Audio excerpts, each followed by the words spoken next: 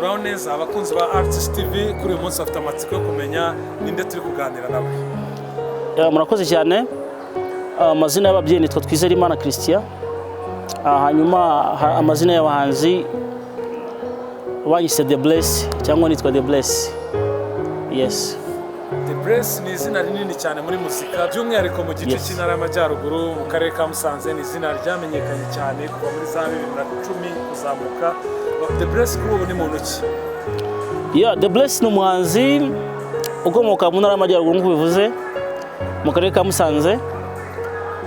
Niho natangiriye umuziki nkorana na Top 5 nubwo utagikorana, ariko n'umuhanzi ukomoka mu Ntara y'Amajyaruguru wakoze ibihangano bikomeye cyane byagiye bimenyekana, kandi na n'ubu ndacyakora, nuko ntago mbirimo neza, ariko ibyo ndi gukora ubu ngubu nabyo birasobanutse cyane.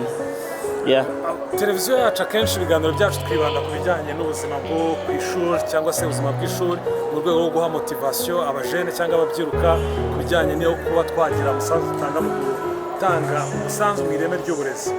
The Bless urugendo rwe rwo mu ishuri rwari rumeze rute? The Bless urugendo rwanjye ntabwo rwari rworoshye, nize nabi, twize mu bihe bigoye cyane, ibigo bitarasobanuka, twigira mu bigo bitafite ibikoresho, ariko ntabwo navuga ko byari byoroshye, byari bikomeye cyane ku buryo arigiye namaraga nka sezo ntafite ibyangombwa cyangwa se wenda ntafite ubushobozi wenda n'urugero bwo kwishyura kuko n'amafaranga icyo gihe ari ikibazo, cyangwa se wenda n'ubumenyi ufite nkamara nk'umwaka ibyo niga ntarasobanukirwa neza ngo ni ibiki. Byari bigoye cyane. Ubu ngubu urabona abanyeshuri biga bafite ibikoresho byose, ariko kiriya gihe twigaga nta bikoresho dufite. Njye nize ubumenyi ngiro, nigaga nta bikoresho bihari pe. Twari ukwiyaranja ugakora research ukagira ute ukareba uburyo nyine nawe ibyo bari kwigisha ubimenya cyangwa ukabaza abandi bantu, ariko byari bigoye cyane pe, byari bigoye pe, si nk'ubu ngubu. Kuri abajene badukurikira bashobora kwibaza ese The Bless yize amashuri abanza, amashuri yisumbuye yakomereje nk'ikibazo cy'amatsiko bashobora kuba bibaza. Amashuri abanza nayize kuri Nyamagumba, secondaire nayize muri Saruhengeri, Saruhengeri cyangwa se Musanze. Ntabwo nagiye kure, nakomeje kuba mu mujyi wa Musanze, nza gukomeza cycle supérieur muri ITB Ruhengeri, naho ngaho byagarukiye. Ese ukiri mu ishuri impano yawe yari ihari cyangwa wayivumbuye nyuma gato usoje amashuri yawe? Impano yanjye yari ihari kuko impano yanjye yatangiye niga muri primaire. Hari uburyo twakoraga udukonseri, urabizi ibintu byo kuririmba, twafataga time tukaririmba. Icyo gihe najyaga ndirimba abarimo bakampa amafaranga, tukaba dufite nk'akantu, bamwe bakankubitira ku pupitre, abandi bakubita ku tuntu, ngiye nkaririmba indirimbo zanjye zitari iz'abandi, abarimo bakampa amafaranga bakambwira ko mfite impano, ariko ngewe ntabwo narizi iby'Imana ibyo ari byo. So byaje gukura rero, nza guhura n'abantu ngeze muri secondaire, naje guhura na Top 5. Ndabyibuka icyo gihe harimo The Ben, harimo na murumuna we Green P na Bulldog. Hari indirimbo naririmbiyemo abantu baza kuyumva batari ku mupeti no wahe batiga hariya, baza kunshaka icyo gihe ndabyibuka, ariko mu by'ukuri muri ngiye ntabwo numva ko mfite impano. Numva ko nshobora gufasha abantu mu kuririmba cyangwa se ko nshobora kwigana indirimbo z'abandi, ariko muri make ntazi ko mfite impano. So impano yanjye rero yaje kuvumburwa na Top 5. Nza gukora indirimbo ya mbere numva barayikunze, ya kabiri numva barayikunze cyane, ambo mfatiraho ngaho ndakomeza kugeza na n'ubu ngubu The Bless imeze gutya umbona. Ese The Bless ko warize ubumenyi ngiro, hari aho bigutandukanya n'abatarabwize? Cyane biranandukanye ngewe ko nkoresha amaboko yanjye kugira ngo mbeho. Urugero nko muri Covid abahanzi benshi bahuye n'ikibazo cyo kubura ubushobozi bwo kubaho, ariko ngiye ko nize ubumenyi ngiro mbasha kubyaza umusaruro ibyo nize. Ubuhanzi ngabushira ku ruhande, niba tutari mu gihe cyabwo ngafata amapensi, mfata turnovis, nkajya muri electronique, ngafata ibikoresho nkajya muri computer. Donc bigatuma mbaho, bigatuma ntahangayika cyane mu bijyanye no kubaho mu buzima.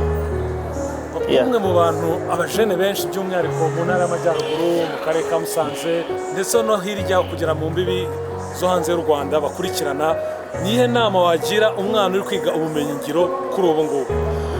Bafite amahirwe leta yabahaye ubushobozi bwose.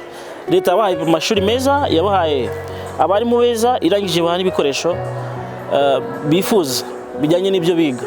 So icyo nabasaba ni kimwe, niba uri ku ishuri kurikirana ibyo mwarimu wawe akubwira. Niba ari isomo utamenye risobanuza abandi bakubwire, kuko iryo somo uri kwiga niryo rizatuma ubaho mu minsi iri imbere. Ushaka kutazaba umuhanzi ukaba undi muntu uwo ari we wese, ariko se nujya gukora ibyo wize bikakunanira kandi warabyize, kizaba ari ikibazo gikomeye. So ni ugushyiramo imbaraga, bakareba kure, bagakurikirana neza ibyo bize kugira ngo bizabagire akamaro mu gihe kizaza. Kuri ubu kubera ingaruka za COVID-19 abana bagiye kwiga igihembwe kidasanzwe, igihembwe kuri Noheli na Bonane bazaba bari ku mashuri yabo, igihembwe gifite hafi amezi arenga 6.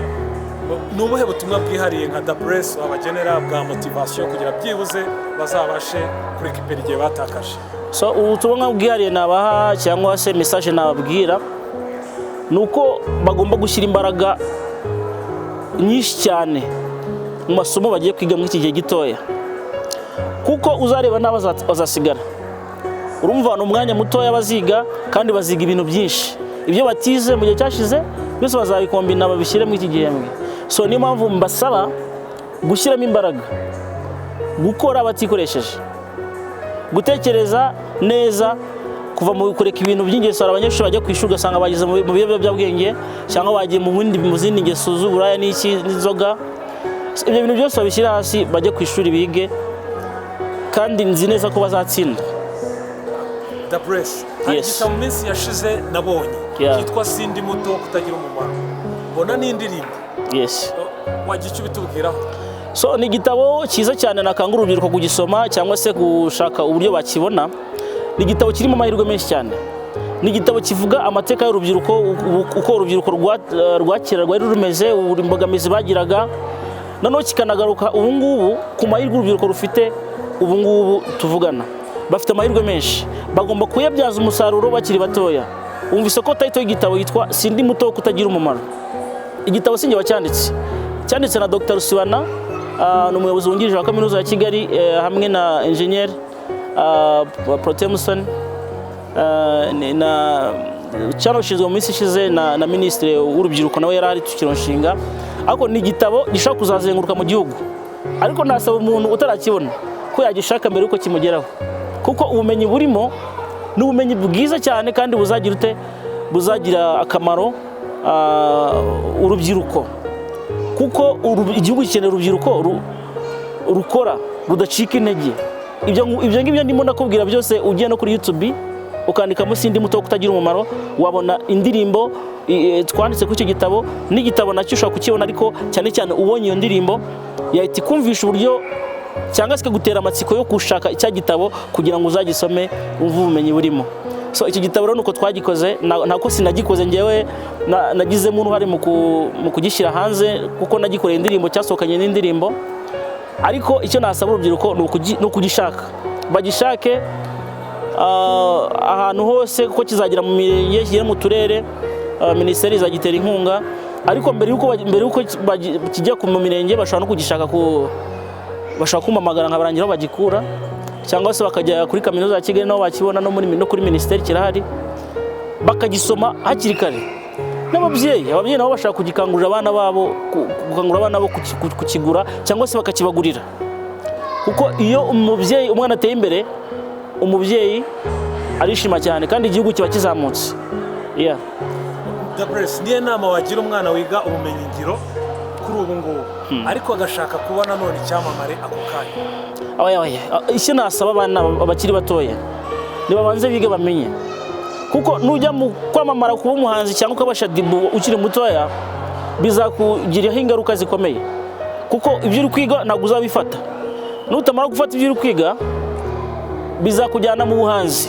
Mu buhanzi n'ujya muzasanga n'amafaranga arimo afatika nk'uko wayifuzaga, cyangwa se bikujyana mu mupira, cyangwa se bikujyana ahandi hantu.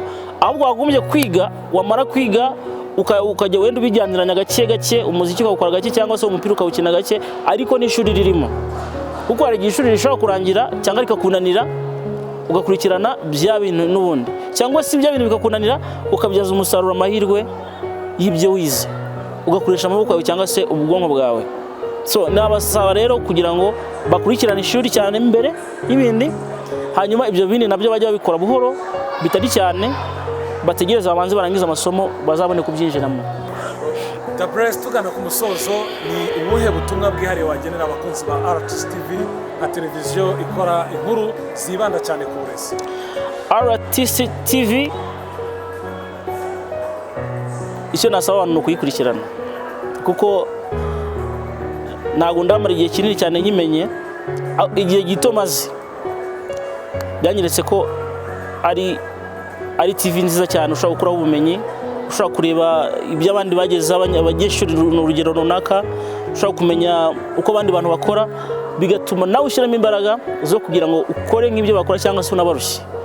Ariko utayirebye urumva ni igihombo gikomeye cyane. Niyo mpamvu nashishikariza urubyiruko cyane cyane abanyeshuri kuyikurikirana cyane, kugira ngo bamenye nyine ibyo batazi, bamenye ibyo abandi bantu bagezeho, nabo bamenye aho bagomba gufatira kugira ngo batere imbere.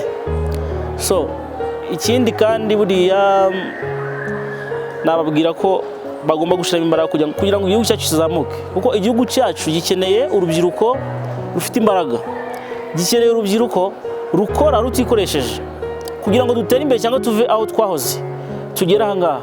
Byasabye imbaraga nyinshi cyane, abo nakwita bakuru banjye barakoze cyo nabashima cyane kuko barakoze. Ndagushimiye cyane. Asante sana kabisa.